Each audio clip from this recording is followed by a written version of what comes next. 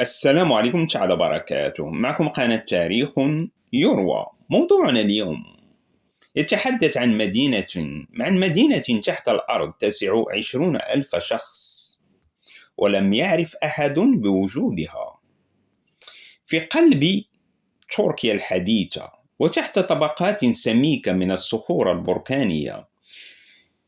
اكتشفت مدينة كاملة مدفونة تحت الأرض اسمها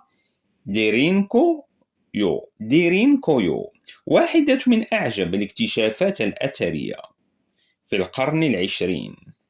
والأغرب، لم يكن أحد يعلم بوجودها حتى سنة 1963، حين أراد أحد السكان توسيع بيته فسقطت جدارته وكشفت عن نفق غريب. كان ذلك المدخل يقود إلى المدينة، تتكون من 18 طابقا تحت الأرض، فيها غرف، مدارس، معابد، آبار مياه، وحتى نظام تهوية متطور لا يستطيع مهندس اليوم تفسيره تماما.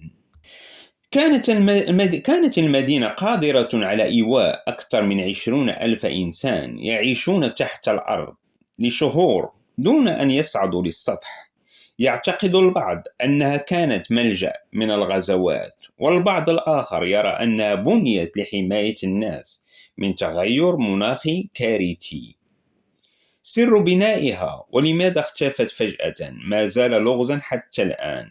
مدينة كاملة تحت الأقدام عاشت وماتت دون أن يشعر بها أحد. وقبل الختام لا تبخل بالاشتراك في القناة وضغط لايك، والسلام عليكم ورحمة الله وبركاته.